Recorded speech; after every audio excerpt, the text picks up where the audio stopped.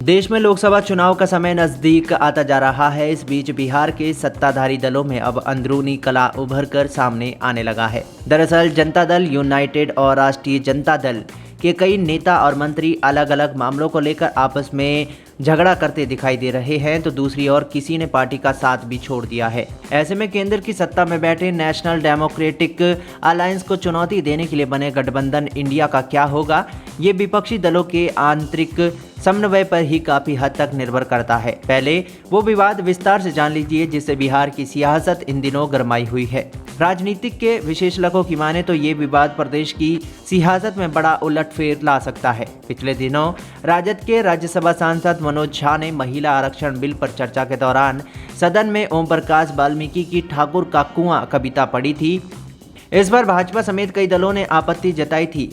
सभी ने इसे ठाकुर समाज का अपमान बताकर राजद और बिहार की महागठबंधन की सरकार को घेरा। ये विवाद तब और बढ़ गया जब सत्ताधारी दल जदयू और राजद के ही ठाकुर नेताओं ने मनोज झा के खिलाफ मोर्चा खोल दिया। दरअसल राजपूत समाज से आने वाले पूर्व सांसद आनंद मोहन के बेटे चेतन आनंद राजद से विधायक है। उन्होंने मनोज झा के कविता पाठ को लेकर अपने एक्स हैंडल पर प्रतिक्रिया दी।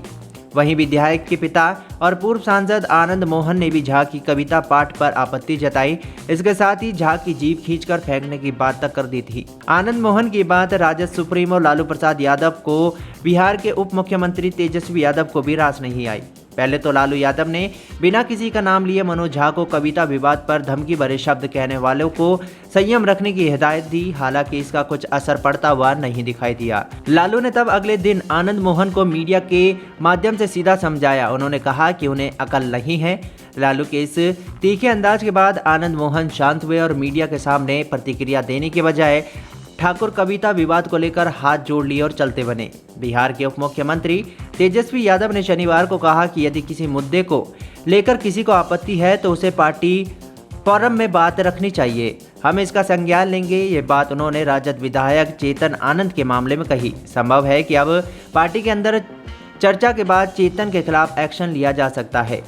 इधर जदयू नेता और मंत्री संजय झा ने भी राजद सांसद मनोज झा का नाम लिए बिना नसीहत दी कि उन्हें सोच समझकर बोलना चाहिए। तो वहीं जदयू की एमएलसी संजय सिंह ने धमकी देते हुए कहा था कि ठाकुर आग हैं, उनसे पंगा मत लीजिए। इधर जदयू की अंदरूनी कला भी सतह पर है। ये विवाद बरबीघा विधानसभा क्षेत्र को लेकर है। ललन सिंह की हिदायत के बाद भी भवन निर्माण मंत्री अशोक चौधरी बरबीघा के दौरे पर गए हैं। सियासी गलियारों में इस क्षेत्र में दखलंदाजी माना गया। स्थानीय विधायक सुदर्शन कुमार ने प्रेस वार्ता पर भी इसका विरोध किया।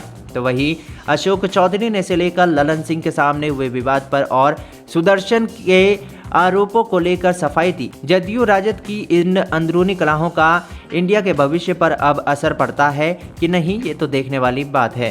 वहीं आपको बता दें कि अब ऐसे में ये भी देखना काफ़ी दिलचस्प होगा कि ऊंट आखिर किस करवट बैठता है।